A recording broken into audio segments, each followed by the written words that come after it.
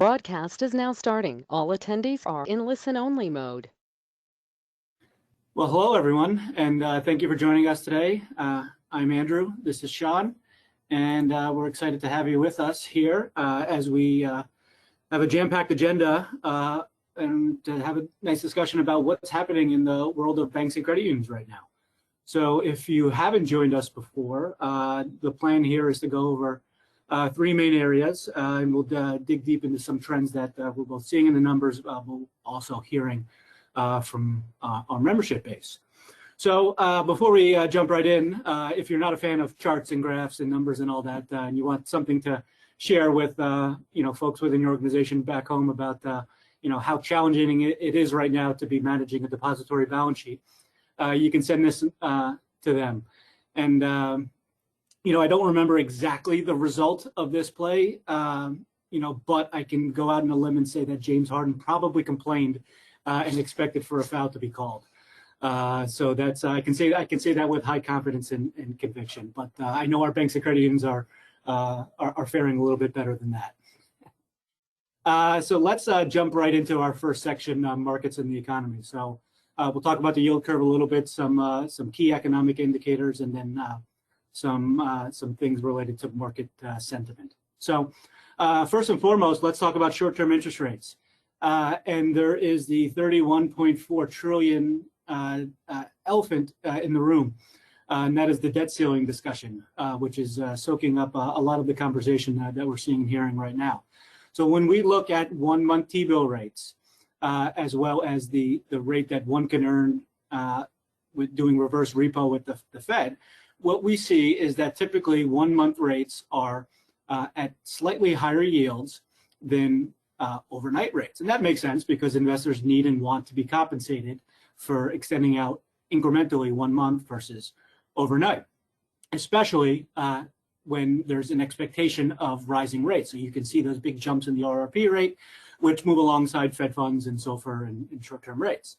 But an interesting thing started to happen over the last month or so, and we see the dashed green line dip pretty sharply. And that was because there was a shift in where investors, so non-depositories, would look to park their money, and they were handicapping when the debt ceiling would be breached. And they were trying to avoid that midsummer range, and where at the time it was about 3-month bills or so, and wanted to have maturities be either shorter or longer than that. So that's why we saw the rates move sharply lower than where the overnight alternative was. But then recently, Janet Yellen came out and said that the timeline may be sooner than what many thought was going to be the case, potentially to beginning of June. So we saw a complete 180 pivot, and we saw the rates on bills spike, approaching 6%. Now, that creates a very challenging dynamic. And so, we'll see ultimately what happens. But I think the debt ceiling has been raised 78 times in history. And the U.S. has not defaulted once. So while this makes for good headlines on financial news and Washington, D.C. debates, I think everyone is in agreement on both sides of the aisle that U.S. default is not good for business. So ultimately, while it may be a temporary blip, this will get sorted out. So moving further out the yield curve, we really are in uncharted waters when we look at what is happening with the intermediate points of the curve. So as many are well familiar with, the yield curve has been inverted. Longer rates have been lower than short-term rates for a good period of time. And when we look at 20 years worth of data, we can see that we really are in an area in terms of the depth of the inversion that we haven't been. So down at the bottom of the chart, you can see the light blue triangles. That is where we are currently here in the second quarter of 2023 in terms of the level of inversion. So measured by both the 1-year Treasury minus Fed funds, as well as the 5-year Treasury minus Fed funds. So all this talk about, and we will talk a little bit more about where is the Fed going, when will they go, and we keep coming back to the three parts. And it's not just about the direction of where rates are going to be, it's also the timing and magnitude of any changes in what is happening in rates, and that certainly has implications for how we think about and position things on the balance sheet. So when we talk about will the Fed hike, will they cut, will they pause? Remember that the two things that are front and center on the Fed's mind is uninflation and employment. And last week we had a 4.9% print, which was promising and directionally where everyone would like to see inflation go. And but I came at it with a little bit of a skeptical eye, saying I think it's a little too early for the victory parades in terms of mission accomplished on inflation, because certainly 4.9 is better than the 7 and 8% numbers that we have been seeing previously. But two things. One, 4.9% is not yet back to that 2 to 3% or the range where the Fed would like to be. But that 4.9% was also on a year-over-year basis based off of a very inflated level that we saw back in 2022. So if you were with us in previous webinars, we've put together a chart where not just looking at the change, the headline number that we see in articles and on TV, but also looking at the index itself, that the spike was so dramatic in 2021 and 2022, remember, transitory, that in order to normalize back, so when we think about consumers and businesses dealing with actual costs and not just year-over-year measures, that the pain is still being felt.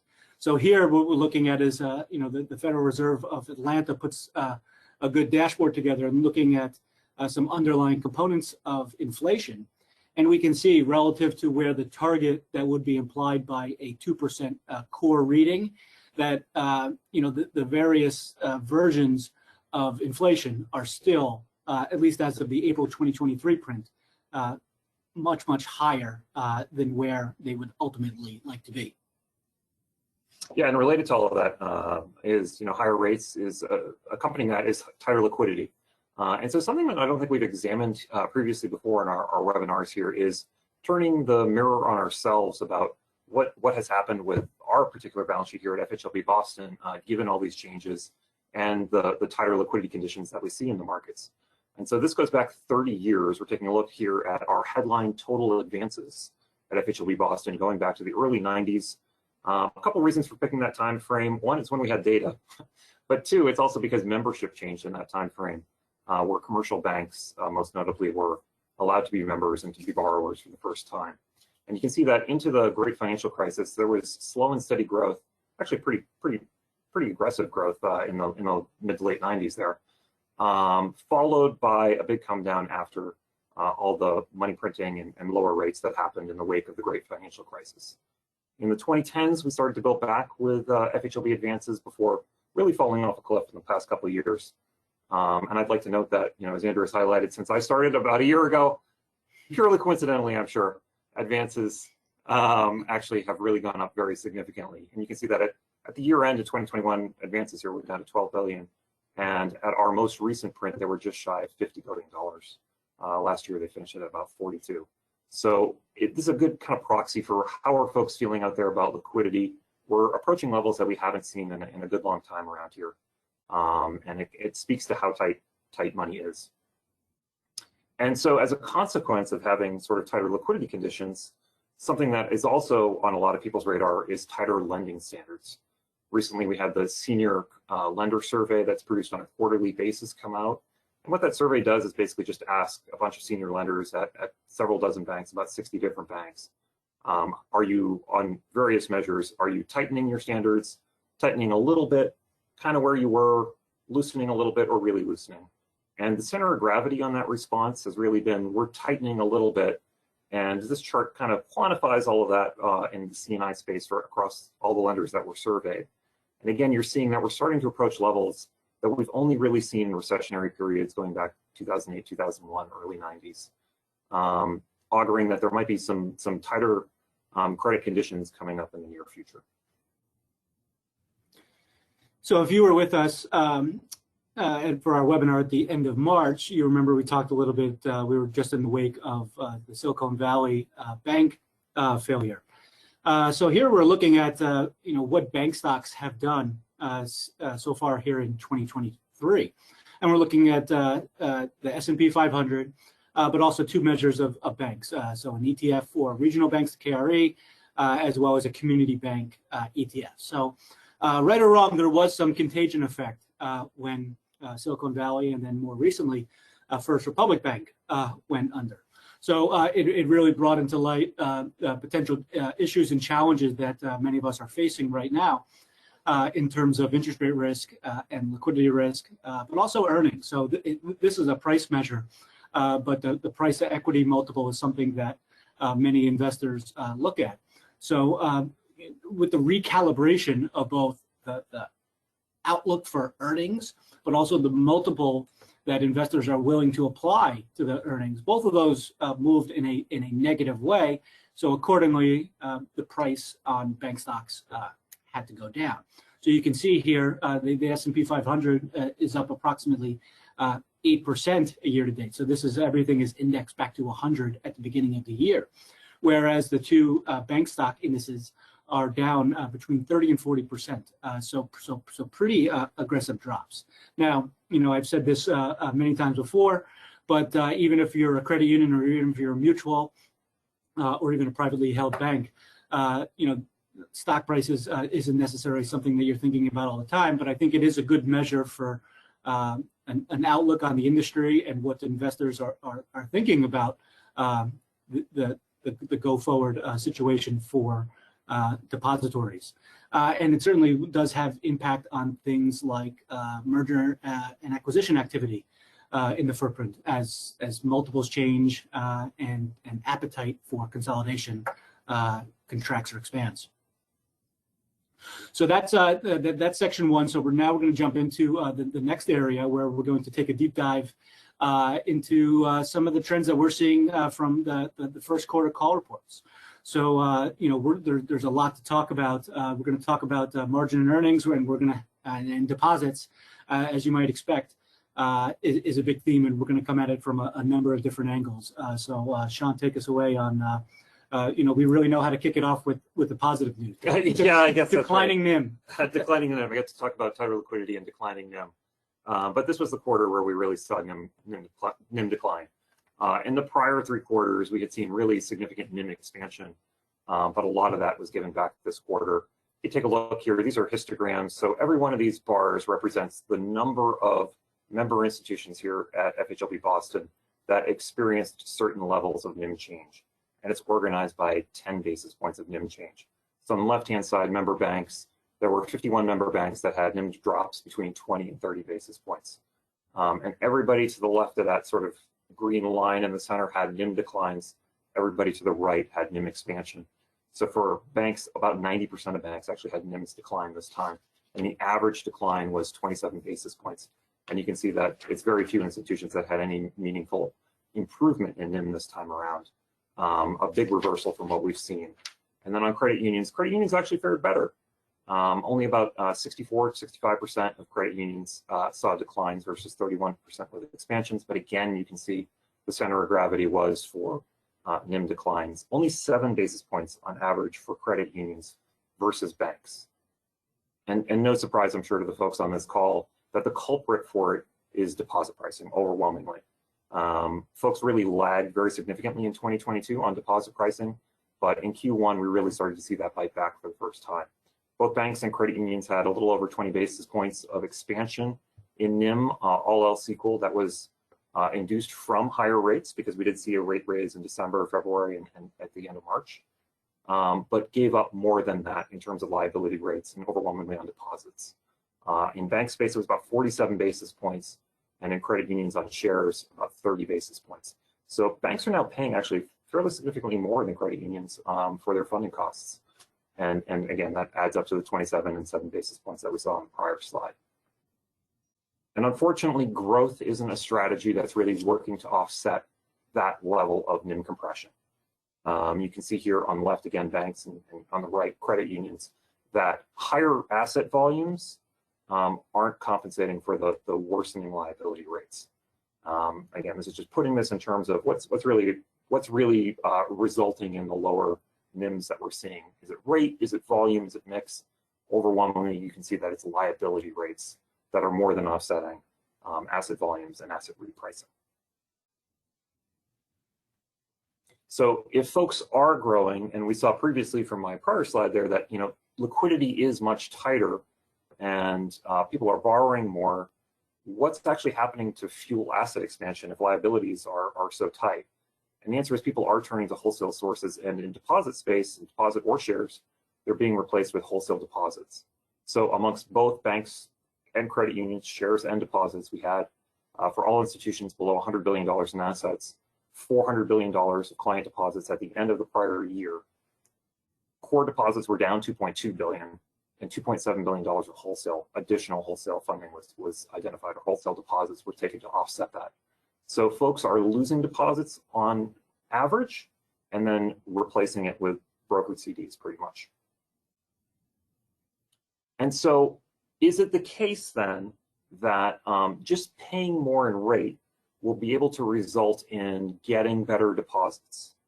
And so what this scatter plot is trying to identify is, if you pay more, do you experience higher deposit performance? So this is all of our member banks, and the x-axis of this is the relative core deposit performance.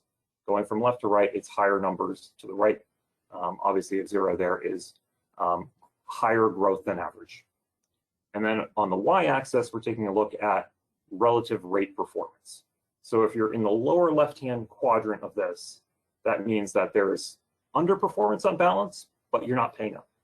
These are basically folks that are inferring that they're not willing to pay up as much in order to continue to grow deposits. And on the upper right-hand side, it's just the opposite.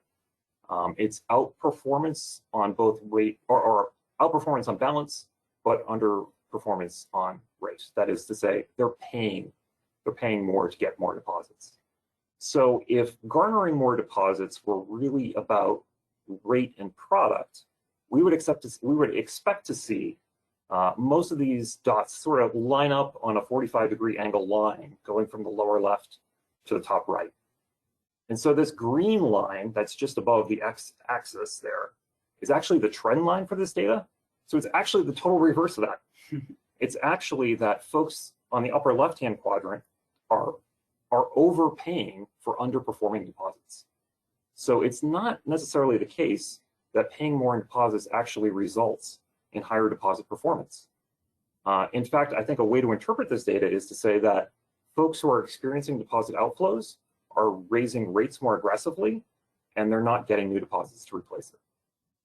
So having new products or increasing rates hasn't been a panacea for people.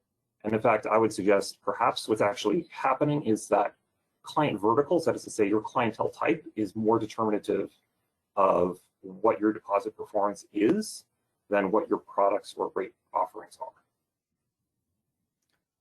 So sticking with that theme of putting everything into quadrants and searching for a correlation that we think is true, but ultimately it's moving in a different direction. Is here we're looking at the advances to asset ratio for all our members, as well as the cost of deposits. And going into this, our theory was that if anything, it would be flat or going from the northwest to the southeast, with the thinking that as Sean just alluded to, allowing deposits to leave, backfilling with advances, and not willing to pay up for deposits that aren't necessarily going to lead to deposit growth. But if anything, there's no trend line noted here, but you can kind of infer that there is a gradual southwest to northeast trend there. So when we look at what's happening in each of the quadrants, number two, the thing that jumps out, the driver of folks with higher advances to assets, but also a higher cost of deposits, is something that we'll get to in a slide or two. That is because loan growth has been phenomenal, and you simply need to fund the loans.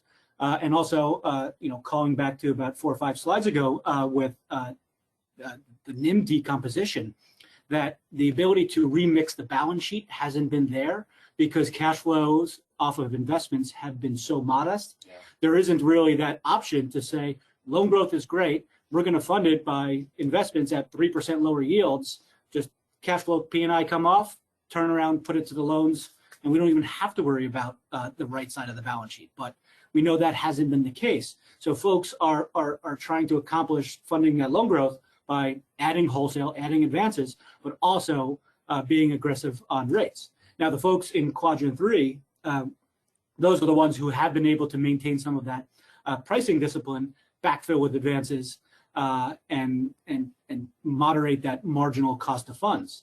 The folks in quadrant 1, top left, so with high cost of deposits but very low usage of advances, that's where even in this tighter liquidity environment, you might have more capacity than most to test that elasticity of the deposits, right? You don't have to get into the food fight for one-upping, the bank or credit union down the street to maintain or grow those deposits purely on rate. And for the folks in quadrant 4, nothing really more to say than good job by you, and whatever the secret sauce you have in order to keep your cost of deposits low and to keep the deposits there, whatever you're doing, it's working.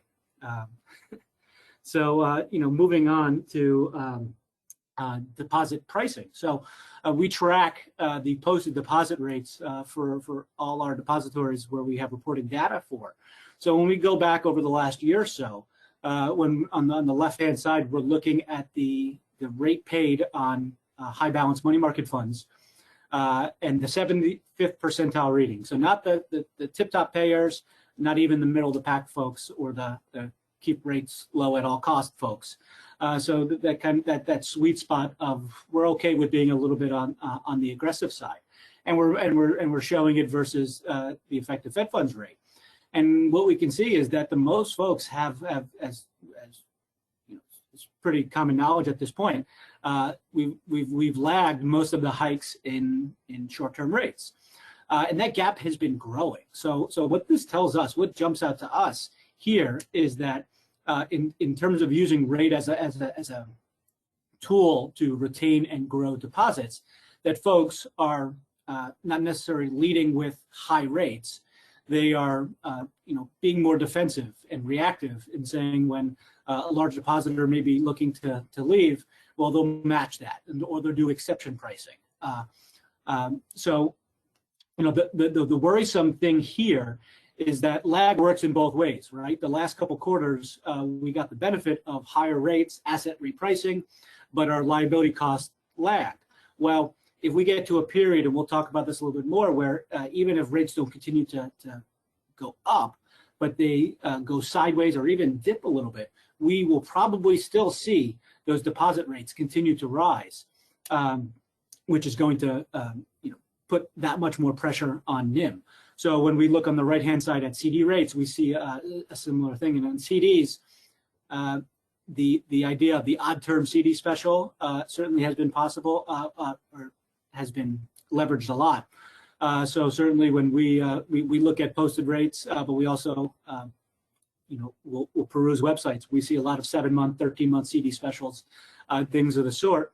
And notable here is that credit unions, you look at the distribution of the rates paid, the range of rates paid on CD rates here in May. The credit unions are much more aggressive on the top line benchmark tenor rates than banks are. So I mentioned previously that loan growth has been phenomenal, and this past quarter it wasn't up to the standard that we have seen in the previous quarters, where it was mid double digits. Loan growth that we were all usually in normal times we'd be doing backflips over, as long as we can fund it and manage risk accordingly. So here we're just simply looking at breaking up into segments the amount of loan growth, annualized loan growth that our members had going over the past few quarters. So whether it was negative, 0 to 5, 5 to 10, or greater than 10. So with greater than 10 being the dark blue all the way up on top. So you can see the prior 3 quarters before the first quarter, the majority, 2/3 to 3/4 of members had over 10% loan growth, which is really amazing, because usually 10% loan growth was only the area where those folks who had, they were lending-driven organizations, and that was the focus, and they had the ability and the infrastructure to do that. But really, everybody was out there, producing considerably, attractive levels of loan growth. So it makes sense that at some point it can't go on in perpetuity, right? Now, whether it's a slowdown in customer demand for loans, or even as we talked about with the lending standards survey, that maybe it's institutions themselves pulling back the reins a little bit on the lending growth because we're trying to recalibrate where we are in terms of our liquidity or our interest rate risk or even spreads. One thing that we have a good insight into with many of the conversations we have is that despite this pullback on lending and tighter liquidity, we haven't really, and we'll get to credit risk in a little bit, we haven't really seen spreads start to widen out. Now, certainly, on one-off cases, we do hear anecdotally that's the case. But, in contrast to other parts of the capital markets where risk is growing and spreads are widening, that really hasn't been the case on the depository lending side. Yeah, so how have folks actually compared or performed compared to their modeling expectations going into a rising rate cycle? So the OCC actually produces a report periodically that shows what their member institutions have basically assumed in their key NII models and what the results of those models are. So here on the left-hand side is NII parallel shocks over year one, and on the right-hand side, EVE results. And what we can see here is that the average, or the median, I should say, OCC regulated bank was expecting in an environment like this to see mid-single digit improvement in NII, all else equal. I think that was actually a pretty good assumption because we saw NIM expansion in the first 3 quarters of this to a very significant degree. It's a little bit difficult to tease out growth versus rate when you're talking about all the banks everywhere across the country, but margins expanded by 30-40 basis points for a lot of folks, which translates into mid-single digits to about 10% of NII growth. So that turned out to be accurate. What's very interesting here, and especially in the wake of some of the bank failures we've seen, is that whether rates go up or down, the median bank that is regulated by the OCC expects EVE to decline, which really identifies the fact that there's a lot of negative convexity on people's balance sheets. Obviously, probably most famously, that's what started to hurt the likes of First Republic with their mortgage. And so that the fact that there is so much negative convexity does give pause about what will happen when rates come down. Will we see a lot of loans or assets booked in the past year start to reprice unfavorably? The key assumptions that are shown by OCC Bank says you might see that. And then how have folks done with deposit rates relative to what their assumptions were? So we can see here, this is great data to kind of compare what are the baseline modeling assumptions that other institutions are using. And here it is by product. Again, this is OCC, so it's all bank. But for now accounts and savings accounts, the betas are about 20% on the median institution. You can see that the OCC actually gives you some different data on different types of institutions and a couple different levels. In the interest of time and energy here, I just show the median, but about 20% on now and savings. MMDA is 35% for the median institution. And then the life assumptions, which are controversial within the credit union space and the NEV test, but for banks, for OCC banks, the life on most of these accounts is about 5 years and a little less than 4 years for MMDAs. If we translate that into what's happened with the 500 basis points of Fed funds increases in the past year, that argues for the fact that there will be now in savings rates around the low ones, and we're kind of there. The current rate highlighted in the green is the estimate that we get from call report data for New England member institutions. A little bit hard to precisely do it because there's different ways to reclass deposits, and the assumptions that are underlying this might be a little bit different than what the classifications are. But we're probably close to where those assumptions were going into for most institutions, but there's still probably a long way to go on MMDAs.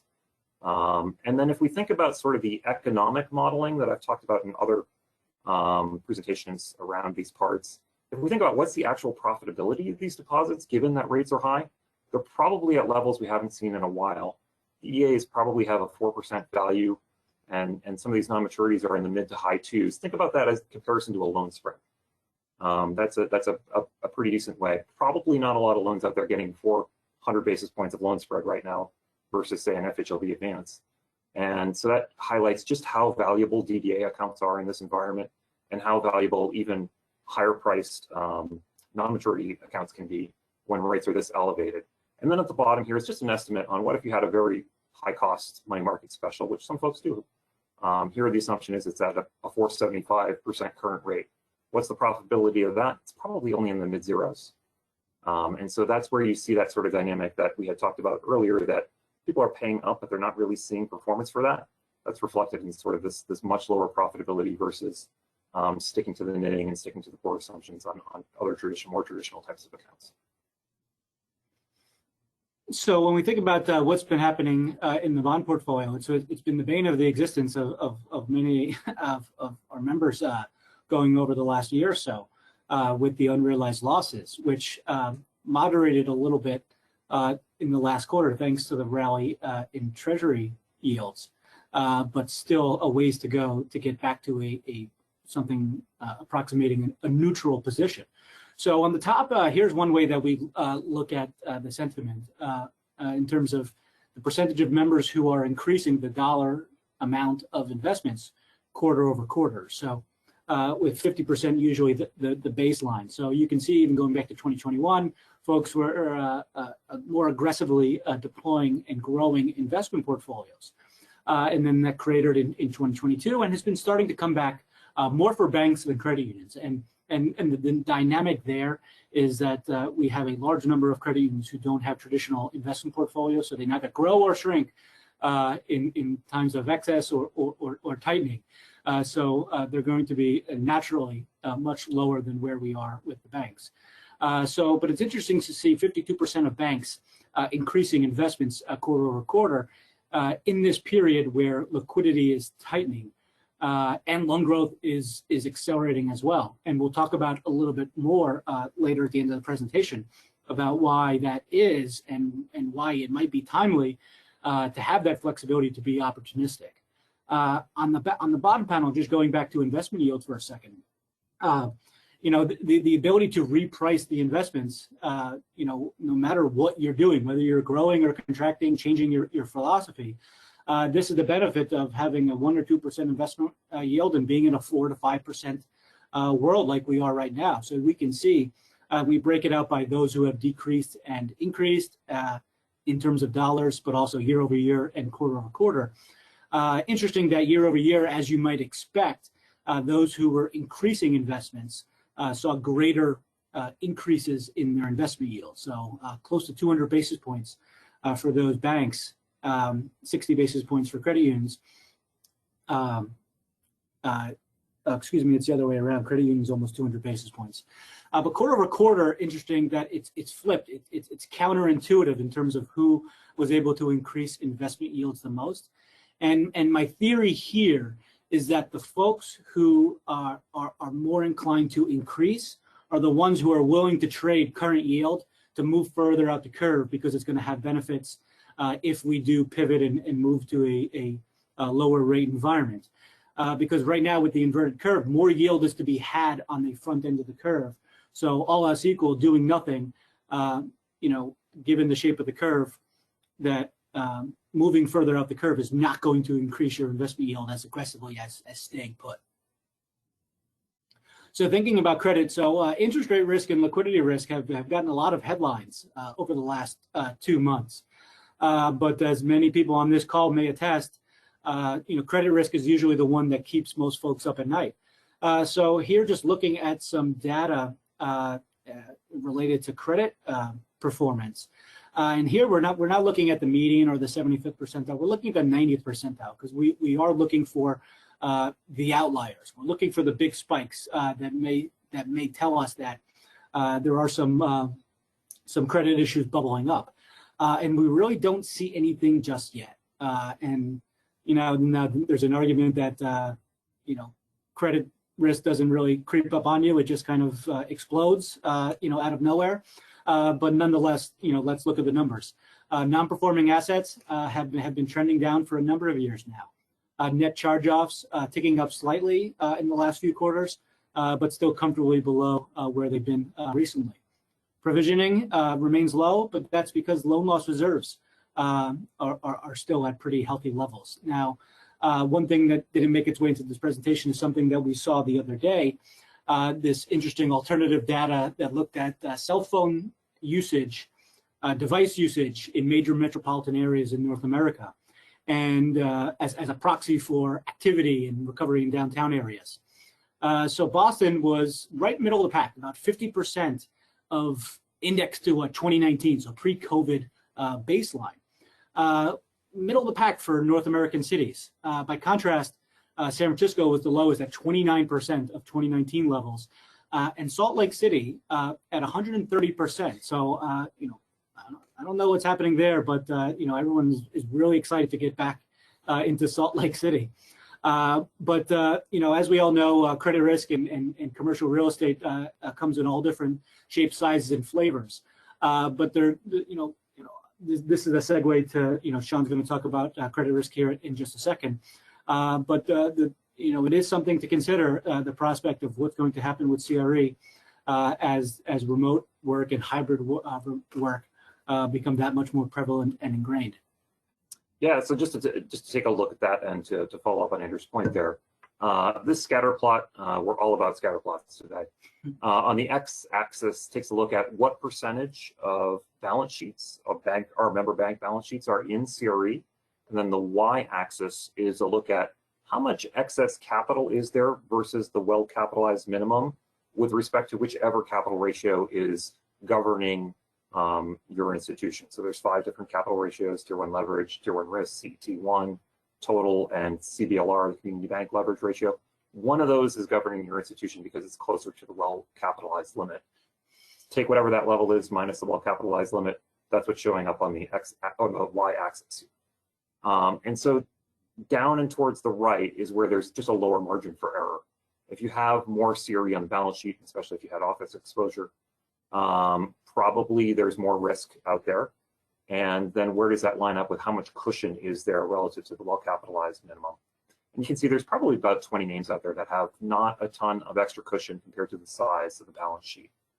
And then as we think about what that might look like, Andrew talked about the fact that capital sneaks up on you, and then or credit doesn't really necessarily sneak up on you. It happens all at once.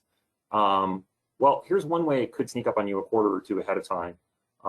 Is just to say on the left-hand side, how much would you see in expected losses? That's the result of the probability of default times the loss given default. So what are the odds something might go wrong versus how much I might lose from it? And you can see if you had, sort of if you had risk migration where you start having to mark down loans on your risk rating matrix, you might start to see expected losses creep up in, high zeros into the low single digits. And then what does that translate into capital, which is what's happening on the right-hand side? The point of this is simply to say, sort of like OCI we saw last week, where OCI snuck up on a lot of folks and hit their capital ratios to the tune of 100 basis points or more. Credit could sneak up, and it could be, 30, 40, 50, 100 something basis points, depending upon the mix and the severity that happens. And it doesn't have to be experienced losses, and it doesn't even have to be non-performers. It just has to be a rating migration that happens organically. So let's talk a little bit about, where do we go from here, and ways that we can position the balance sheet to make our way through this unique and challenging time. So first and foremost, if we go to the next slide, we can think about the path of short-term rates. And it's often said that the Fed can only control the short end. They have, as you go further out the curve, there's less direct impact that they can have on the long end. But I think we are in such a unique position right now in terms of the possible paths that short-term rates may take, that the intermediate and the long end have no choice but really to take their cues from what's happening on the short end. So here we've mapped out 3 potential paths, and obviously there's more than 3 exact ways that short-term rates can go for the balance of the year. But in terms of a fast pivot scenario where rates may go down pretty abruptly, and this is what the yield curve is pricing in right now. Higher for longer, where rates may tick up higher through the end of the year, or a long pause scenario, and that's closer to what the Fed is saying publicly and even in their dot plot. So, let's break down a little bit further what is happening in these different paths, and what types of things on the asset and liability side, may perform better than others. So, if we think about the fast pivot, I think it's worth pointing out in terms of the Fed's insistence on taming inflation and recalibrating unemployment, that in the last 2 months, the Fed has raised rates twice by 25 basis points within days of a $200 billion banking institution failing. So, this idea that the Fed is going to pivot so quickly, right? We talked about direction, timing, and magnitude earlier, that rates are going to come down so sharply, what the yield curve is saying that it wants, that something has to break. Well, we just saw things kind of sort of start to break, and the Fed continues to march higher. So, to be determined. Obviously, shorter funding tied to short-term interest rates would be favorable in that scenario. But when we think about the inverted yield curve, overnight rates, looking at our daily cash manager, is already 25 to 100 basis points behind rates where you go further out the curve. So again, it's that magnitude. Rates may pause and pivot, but if they don't go down super aggressively, then maybe tiptoeing at the curve is still going to have benefits. Higher for longer. Again, what if the banking industry is fine, inflation is not, the economy continues to roll along, and the Fed sees it justified to continue to raise rates higher to 6%. The thing I would be worried about there is that the intermediate part of the curve, the folks who are trying to fight the Fed right now, that there'd be the potential for those rates to snap back, and that wouldn't treat asset valuations kindly. So that's a scenario where extending the funding would be advantageous. And I will say anecdotally, also the members bear it out, that we have seen a lot of extension from depository members moving their wholesale funding up the curve. And one refrain that we have heard a lot is, we are not as asset sensitive as we used to be, or even asset sensitive at all. And given the dynamics on deposit growth or lack thereof, that wholesale funding is going to stick around. We want to mitigate interest rate risk, and we're going to tiptoe out the curve to maybe that 1 to 3 year part of the curve. Long pause. We'll get to that a little bit more when we talk about the HLB option. I'll pass it to Sean to talk about some mortgage strategies that are highlighted here, but then he'll go a level or two deeper. Yeah, thanks, Andrew. So, obviously there's different strategies with advances that can be done, but if you're just looking to manage liquidity and think about it from a different perspective, selling mortgages outright to us through the MPF program is another strategy. And we think the MPF program is more attractive than it's been in a long time, frankly, for a combination of factors, both internal and external to us. So first off, we have very highly competitive pricing compared to what has happened. There was some changes to the advance structure a year ago. And this is sort of a similar sort of change where MPF pricing has been made more attractive than it has been in a lot of ways.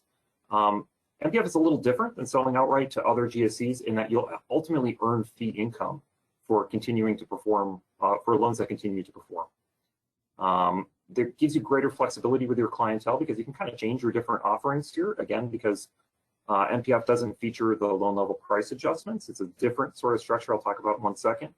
And there's no required minimums, and you enjoy access to DU without those required minimums. We've heard from several members, to Andrew's point about some changes going on, we've heard from several members that they recently have been cut off or been notified that they're likely to be cut off from other GSEs.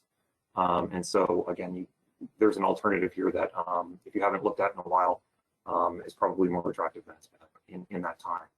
Quick overview of it. PFI stands for Participating Financial Institution. That's the member bank or credit union that's at the center of the transaction. You extend your loan to your borrower as you normally would, and then payments that come in from your borrower are netted to us, net of servicing. We pay you an initial price, and we pay you a continuing or a credit enhancement fee as a trailer. And there's this one other piece here around a credit enhancement obligation. So instead of having LLPAs, loan level price adjustments, associated with the loan in the first place, there's a different method here where there's a credit enhancement obligation. It's usually something like 3 to 4%, depends entirely on the credit characteristics of the loans being sold. But something like that ultimately has to be held as collateral against your FHLB borrowing capacity. A couple different flavors of the product that are available depending upon your view on interest rates. To Andrew's point, there's a lot of uncertainty right now. about when and how rates will change over the coming couple of years. If there's concern that rates might come down more from here and the life of the mortgage might be shorter, there's an upfront solution in this MPF where you actually get paid more upfront in exchange for having a smaller trailer, and vice versa. If you think loans will extend for an extended period of time, you can take the traditional product that has larger trailers depending upon how long it stays around. This is just a look at what the cash flows of these would look like. And here's just assuming a $10 million pool that's sold to us and you're targeting something like par. You can see that over time, depending upon which of those flavors of product compared to what we see from other providers, we think you're likely to have higher cash flows over time because of the CE fee. And even up front, depending on the scenario, there's a good chance that our pricing will be more competitive. I alluded to up front the fact that LLPAs versus MPF credit enhancement, a little bit of a different structure. The way that the LLPAs, and a lot of folks are familiar with this, work is that depending upon the credit characteristics and collateral characteristics of the loan, there's a grid that identifies exactly how much the other GSEs will charge. And ours is a little different, where it has to be, it's more specifically and granularly quantified based on a credit model versus a strict grid. So, and instead of recognizing it for sure in an LLPA, it's a contingent liability that doesn't necessarily have to be recognized. And so the fruit of that is that the flexibility you retain with your clients is different. You can have sort of different offerings associated with the MPF product versus the other products. Again, our pricing is probably more competitive than it's been for a long time. This graph is just taking a look at where MPF headline upfront pricing is relative, we think, to a lot of other pricing that we see out there, and we think generally speaking we're more competitive. So we mentioned about flipping back to the funding side. One strategy that has been very popular with members of late because of the inverted curve, because of the uncertainty with interest rates and high volatility, has been the HLB-Option Advance. So if you're familiar or not familiar with it, you sell the option to the home loan bank.